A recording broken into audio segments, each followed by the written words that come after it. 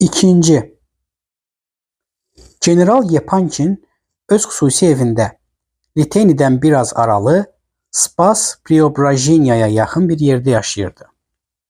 Bu çox gözəl evdən başqa bu evin 6'da 5 hissəsi kiraya verilirdi. General Yepankinin Sadovaya küçəsində nəhəng bir evi də vardı. Bu evdən də külli mədaxil əldə edirdi. Bu iki evdən başqa Peterburqun lap yaxınlığında onun çox qazanclı və geniş bir malikanəsi vardı. Bundan səfayi Peterburq qəzasında bir fabrikası da var idi.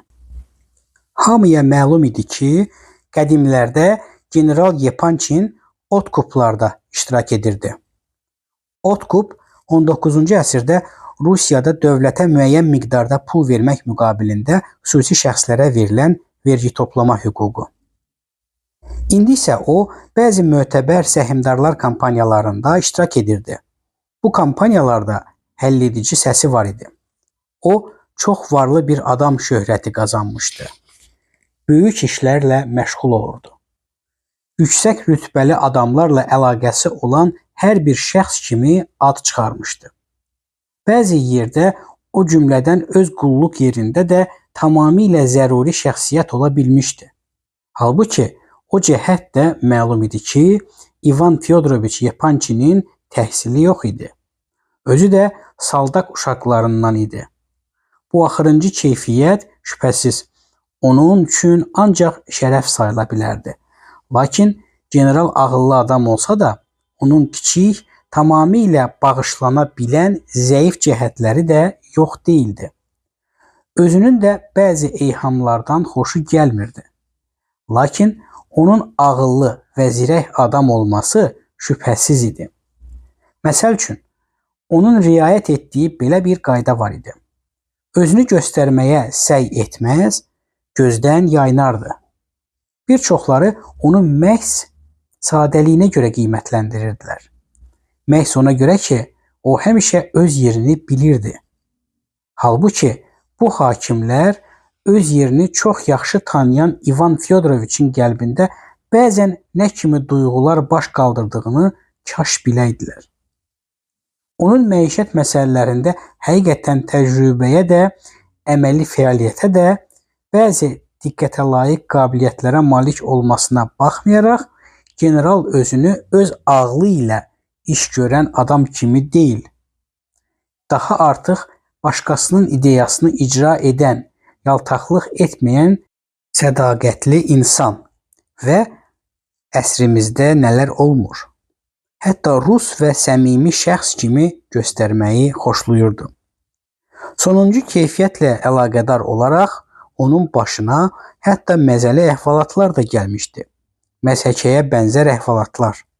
Lakin general heç vaxt ruhdan düşmürdü. Hətta ən gülməli məzhəkələr baş verəndə də. Bir də ki, onun naxışı gətirirdi. Hətta qumarda da əli gətirirdi. O, son dərəcə böyük məbləğlərlə və hətta müəyyən niyyətlə oynayır, özünün güya ki, bu kiçik, zəif cəhəti olan qumara həvəsini də bir çox halda ona fayda verən, karına gələn bu həvəsi nəinki gizlətmir, hətta gözə çarpdırırdı. O, qarışıq cəmiyyətə mənsub olsa da, əlbəttə hər halda nüfuzlu adamlarla oturub dururdu. Lakin hər şey qabaqda idi. Hələ vaxt var idi. Vaxt hər şeyə dözürdü. Hər şey öz vaxtında, öz növbəsində yerini tutmalı idi. General Yepankin, necə deyərlər, ömrünün ən gözəl çağını keçirirdi. Yəni, ən çoxu 56 yaşında idi. Heç bundan artıq değildi. Bu hər halda kişinin ən gümrah dövrü hesab olunur.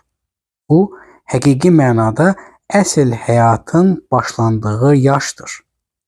Sağlam bədən, üzün rəngi qaralmış olsa da, möhkəm dişlər, qıvraq, dolğun əndam, səhərlər idarədə qayğı ifadə edən sifət, axşamlar qumar masası arxasında, yaxud da zat-ı alilərinin evində gülərüz, bütün bunları hazırki və gələcək müvəffəqiyyətlərə kömək edir, zat-ı alinin həyat yoluna qızıl güllər, çiçəklər səpirdi. Generalın çiçəklənən ailəsi var idi. Doğrudur, burada hər şey qızılgül mislində değildi. Lakin bunun əvəzində bir çox elə şeylər vardı ki, Zati Alinin ən əsas ümid və məqsədləri çoxdan bəri ciddi və səmimi surətdə onların ətrafında cəmlənmişdi. Bir də ki, həyatda valideynlik məqsədlərindən mühüm və müqəddəs hansı məqsəd ola bilər? Ailəyə də bənd olmayanda niyə bənd olasan? Generalın ailəsi arvadından və 3 nəfər də yetişmiş ərgən qızlarından ibarət idi. General çoxdan evlənmişdi. O zaman hələ paroçik rütbəsində ikən özü ilə yaşıd olan bir qızla evlənmişdi. Bu qızın nə bir gözəlliyi var idi, nə də təhsili. Onun üçün cəmi cümlətanı 50 can almışdı. Amma orası var idi ki, bu 50 can sonralar onun bəxtinin açılmasına səbəb olmuşdu. Lakin general sonralar tez evlənməsindən heç vaxt şikayətlənmirdi. Bunu öz xeyir şərini bilməyən gənclik həvəsi kimi lağa qoymurdu. Həm də arvadına elə ehtiram göstərir, bəzən ondan elə qorxurdu ki, hətta onu sevirdi. Generalın arvadı Knyaz Mışkinlər nəslindən idi. Bu nəsil çox məşhur və varlı olmasa da qədim nəsil idi. Qadın bu nəslə mənsub olması ilə iftixar edir, öz qədir qiymətini bilirdi. O zamanki nüfuzlu şəxslərdən biri gənc knyaz qızının ərə getməsi məsələsində iştirak etməyə razılıq vermişdi. Bu adam əslində elə şəxslərdən idi ki, himayəkarlıq onlar üçün elə çətin bir iş değildi. Bu adam qapını gənc zabitin üzünə açıb onu yola itələdi. Ona isə heç təkan da lazım değildi. Yeganə bir nəzər kifayət idi. Öz yerini tapacaqdı. Ər-arvad öz uzun müddətli yubileylərini bəzi hallar istisna olmaqla həmişə mehriban yaşamışdılar. General arvadı hələ lap gənc yaşlarında knyaz nəslinə mənsub bir xanım və bu nəslin son nümayəndəsi kimi bəlkə də şəxsi keyfiyyətləri sayəsində bir neçə çox yüksək mövqeyli himayəkar tapmağı bacarırdı. Sonralar əri varlananda və böyük vəzifə sahibi olanda arvad bu kibar cəmiyyətdə müəyyən dərəcə özünü aparmaq qaydalarını da mənimsəmişdi. General qızlarının üçü də Aleksandra, Adelaida və Aglayanın ərə getmək vaxtı çatmışdı. Doğrudur, üçünün də familiyası Yepançina idi. Lakin ana tərəfdən onlar knyaz nəslinə mənsub idilər. Cehizləri az değildi. Sonralar mümkündür ki, çox yüksək mənsəb sahibi ola biləcək ataları var idi. Bu da olduqca mühüm cəhət idi. Böyük qız Aleksandra da istisna edilmədən üçü də çox gözəl idi. Aleksandra 26 yaşa girmişdi. Ortancıl qızın 23 yaşı var idi. Kiçiyinin Aglayanın isə 20 yaşı təzə tamam olmuşdu. Bu kiçik qız olduqca gözəl idi. Kübar cəmiyyətdə çoxlarının diqqətini cəlb edirdi. İş hələ bununla bitmirdi. Üçü də təhsilli, ağıllı və istedadlı idi. Məlum idi ki, onlar bir-birini çox sevir, bir-birini müdafiə edirdilər. Hətta belə danışırdılar ki, iki böyük bacı öz aralarında şərtləşiblər ki, cehizlərinin bir hissəsini evin sevimlisi, Dilbər kiçik qıza bağışlasınlar. Onlar cəmiyyətdə özlərini gözə çarpdırmağı nəinki xoşlamır, hətta son dərəcə təvazökar aparırdılar. Heç kəs deyə bilməzdi ki, onlar lovğadır, yaxud da təşəkküs satırlar. Eyni zamanda bilirdilər ki, onlar məğrur olmaqla bərabər öz qiymətlərini bilirlər. Böyük qız musiqiçi idi. Ortancıl gözəl rəssam idi. Lakin uzun illər boyu heç kəs bu barədə bir şey bilmirdi. Bundan ancaq lap son vaxtlar xəbər tutmuşdular. O da lap təsadüfən. Sözün qısası, onların barəsində çox tərifli şeylər söyləyirdilər. Lakin bədxahlar da var idi. Onların olduqca çox kitab oxumaları barədə dəhşətlə danışırdılar. Onlar ərə getməyə tələsmirdilər. Cəmiyyətin müəyyən dairəsi ilə maraqlanırdılar, ancaq o qədər də yox. Bu, həm də o cəhətdən maraqlı idi ki, qızların atasının xarakter, məqsəd və arzularından hamı xəbərdar idi. Knyaz generalın mənzilinin zəngini basanda saat 11-ə az qalmışdı. General ikinci mərtəbədə yaşayırdı. Mənzili çox sadə, ancaq öz rütbə və mənsəbinə yaraşan idi. Qapını livreyalı nökər açdı. Nökər knyazın özünə və boğçasına lap əvvəldən şübhə ilə baxmışdı. Buna görə də o nökərə xeyli izahat verməli oldu. Nəhayət, o həqiqətən knyaz Mışkin olması barədə bir neçə dəfə və düzgün məlumat verəndən sonra bunu da əlavə etdi ki, zəruri bir işlə əlaqədar generalla mütləq görüşməlidir. Təəccüb qalmış nökər onu kabinetinin yanındakı qəbul otağı ilə üzbəyüz balaca dəhlizə apardı. Səhərlər bu dəhlizdə növbə çəkən evə gələn adamlar barədə generala məlumat verən başqa bir adama tapşırdı. Bu ikinci adam frak geyinmişdi. Yaşı 40-dan artıq olardı. Sifətdən qayğılı görünürdü. Özü də xüsusi kabinet xidmətçisi və zat-ı alinin məlumatçısı idi. Buna görə də öz qədir qiymətini bilirdi. Kabinet xidmətçisi aram-aram və təkəbbürlə öz kreslosuna əyləşib, elə oradaca əlindəki boğça ilə onunla yanaşı əyləşən knyazı ciddi bir heyrətlə süzə-süzə dedi. Qəbul otağında gözləyin. Boğçanızı isə qoyun burada qalsın. Knyaz dedi. Müsaade etsəniz, mən sizinlə burada əyləşsəm yaxşı olardı. Mən orada təhniydim. Sizə dəhlizdə dayanmaq olmaz. Ona görə ki, siz görüşə gəlibsiniz. Başqa sözlə qonaqsınız.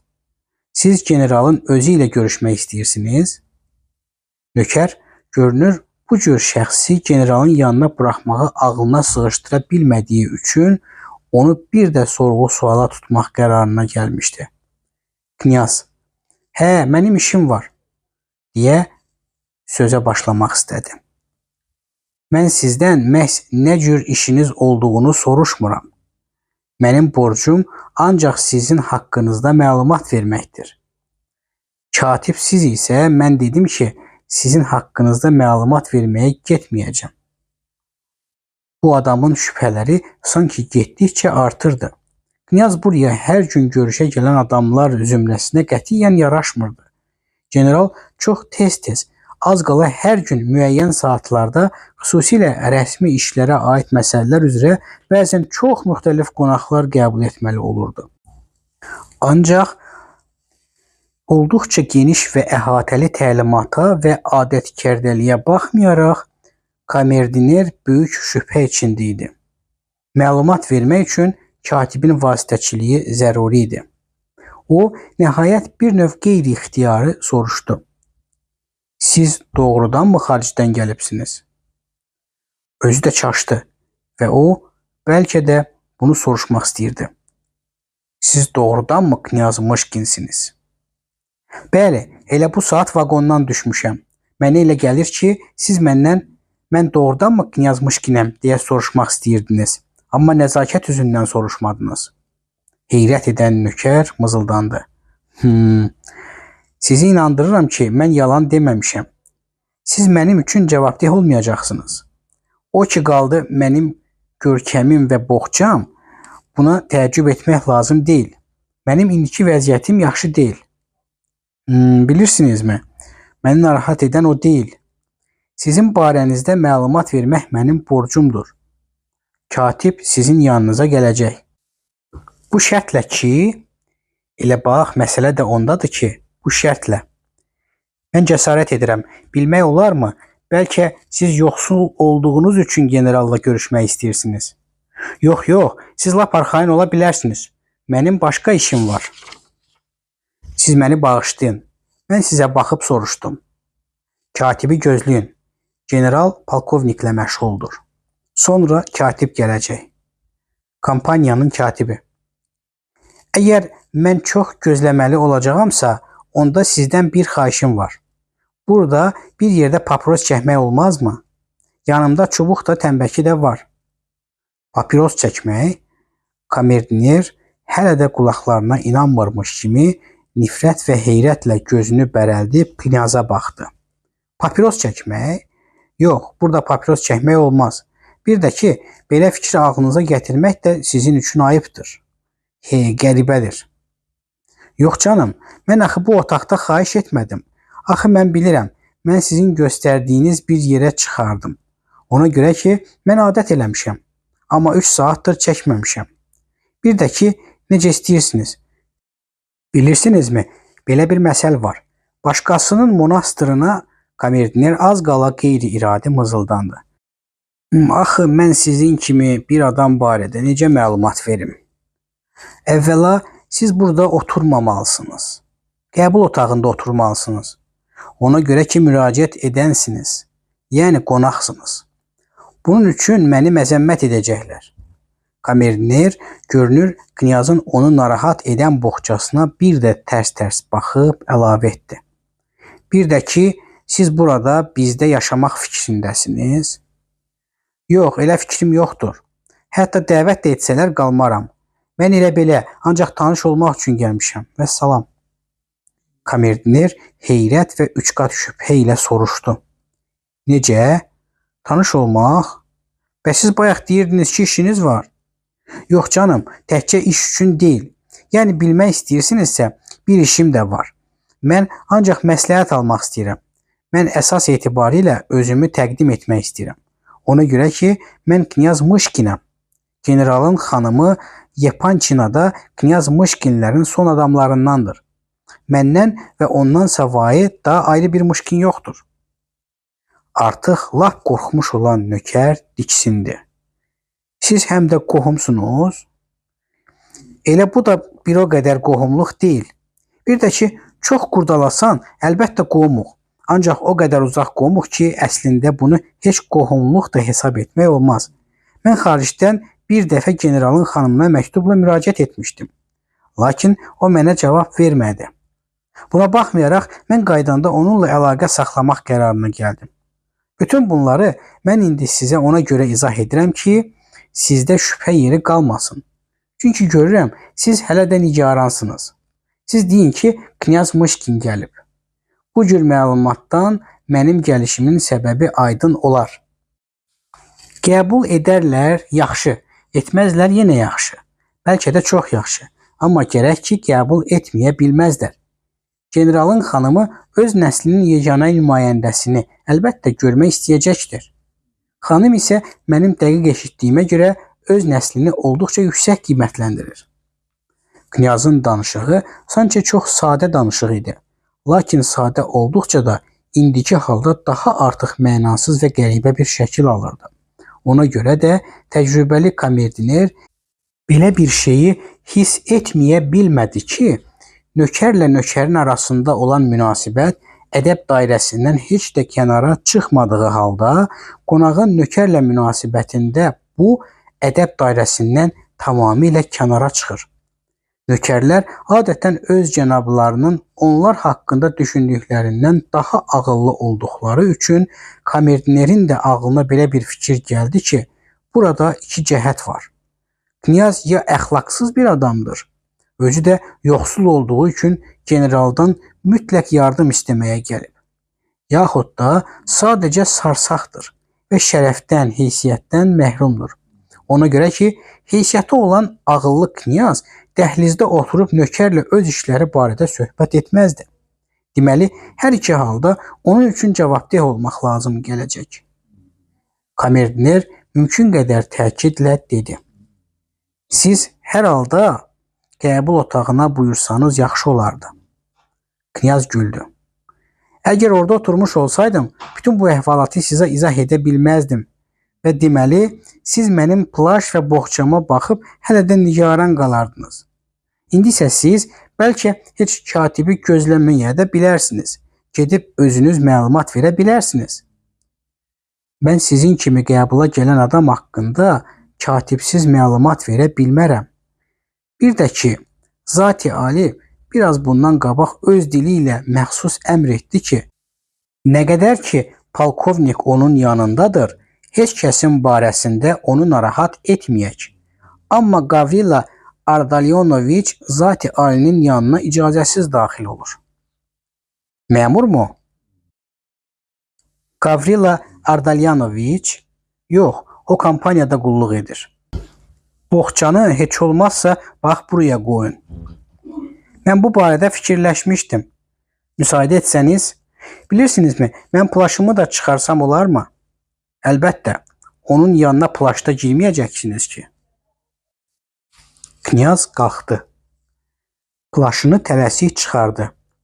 Onun əynində köhnəlmiş olsa da kifayət qədər səliqəli, qəşəng tikilmiş pencək vardı. Jiletindən dəmir zəncir asılmışdı. Zəncirin ucu gümüş Cenevrə saatına bənd edilmişdi. Knyaz sarsaq olsa da nökər bunu qət etmişdi. Hər halda general komerdinerinə elə gəldi ki, Knyaz nə üçünsə müəyyən dərəcədə onun xoşuna gəlsə də qəbula gəlmiş adamla söhbəti davam etdirməsi ədəbsizlikdir. Lakin ayrı baxımdan Knyaz onun qəlbində qəti və qaba qəzəb duyğusu yaranmasına səbəb olmuşdu. Knyaz yenə də əvvəlki yerində əyləşərək soruşdu. Bəs generalın zövcəsi nə vaxtlar qəbul edir? O da mənim işim deyil. Gürbəcür qəbul var. Adamına baxır. Dərzi arvadı 11-də də qəbul edir. Gavrila Ardalyonoviçi ayrılarından qabaq qəbul edir. Hətta səhər yeməyinə də gəlməyə icazə verir. Knyaz dedi. Sizin bu evin otaqları qışda xaricdə olduğundan istidir. Amma orada küçələr bizimkindən isti olur. Evlərdə isə qışda Rus cəmaatı üçün adət etmədiyinə görə yaşamaq mümkün deyil. Yandırmırlar. Hə, evlər də başqa cür tikilib. Yəni sobalar və pəncərələr.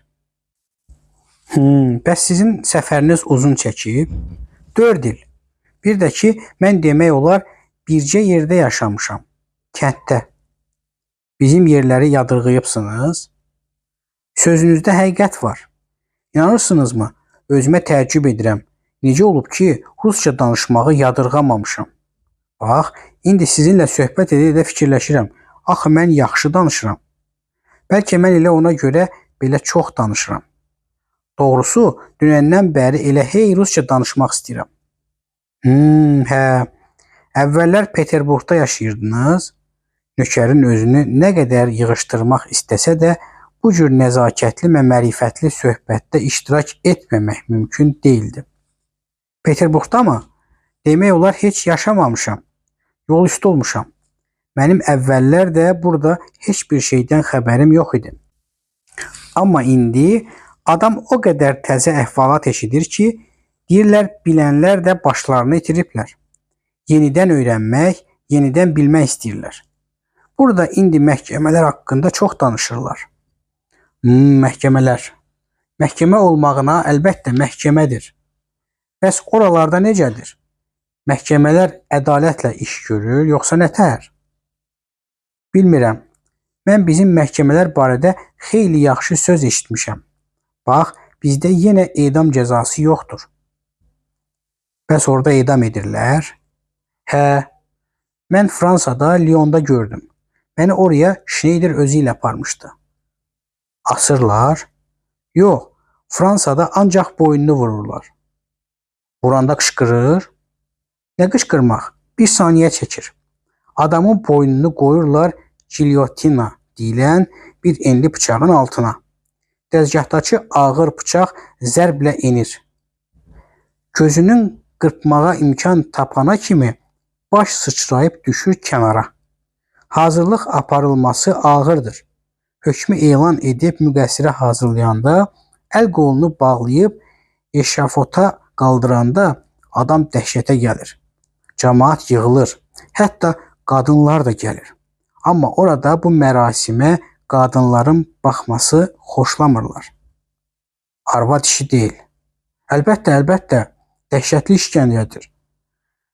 Cani ağıllı, qorxmaz, qüvvətli, yaşlı bir adam idi.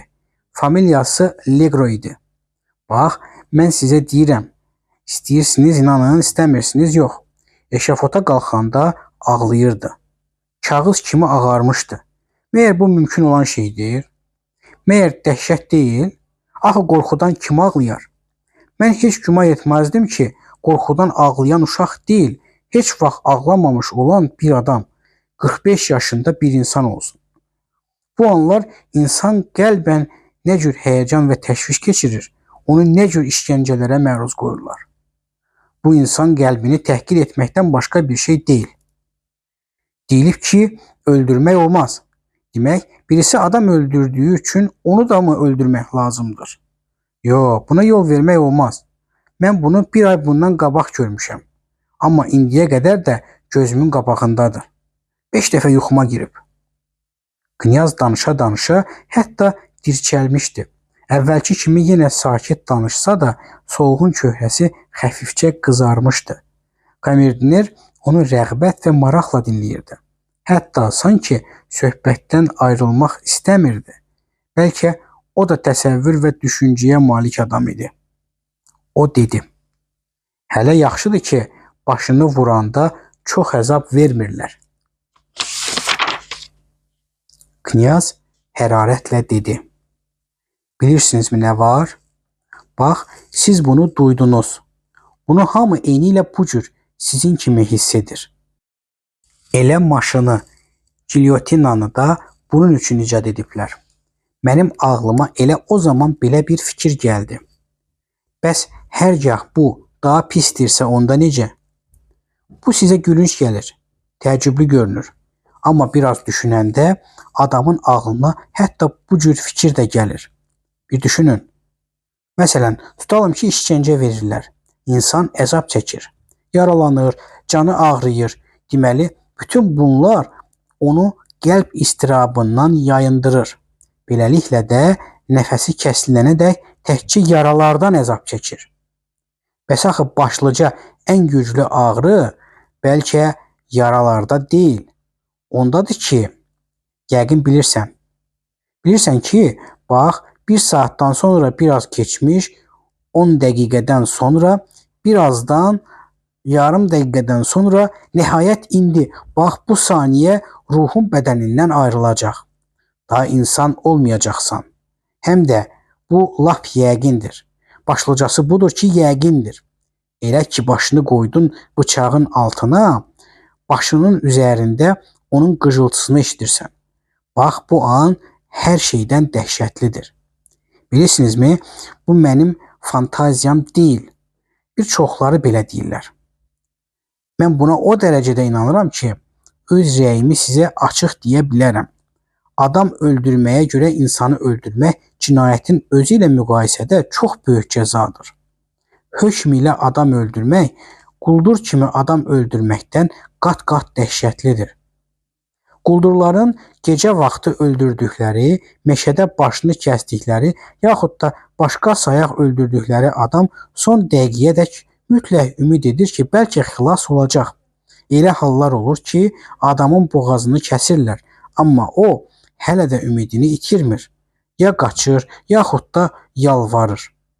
Amma hökm ilə öldürəndə bütün bu son ümidi də adamın əlindən yəqin alırlar. Halbuki ümidlə ölmək bundan 10 qat asandır. Burada hökm mövcuddur.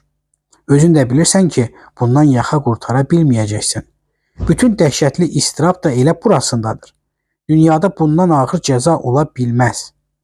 Müharibə vaxtı saldatı aparıb qoyun topun qabağında və ona atəş açın. O hələ də ümidini itirməyəcək. Lakin siz həmin saldata yəqin hökmü oxuyun, görəcəksiniz ki, o ya dəli olar, yaxud da ağlayar. Kim deyib ki, insan təbiəti buna dəli olmadan dözə bilər? Bu cür eybəcər, lüzumsuz, əbəs bir təhqir nəyə lazımdır? Bəlkə elə adam olub ki, onun haqqındakı hökmü gözünün içinə oxuyub. Əzab verəndən sonra deyiblər ki, get, səni əhv edirlər. Bax, belə bir adam bəlkə də söyləyə bilərdim. Bu cür əzab və bu dəhşət haqqında isə Peyğəmbər də deyib. Yox, adamla bu cür rəftar eləmək olmaz. Kamerdiner bütün bunları knyaz kimi söyləyə bilməzdisə də, hamısını olmasa da əsas cəhəti başa düşmüşdü. Bu hətta onun sifətindəki rəhimdillik ifadəsindən görünürdü. Kamerdiner dedi: "Papiros çəkmək istəyirsinizsə, bu mən bilən olar.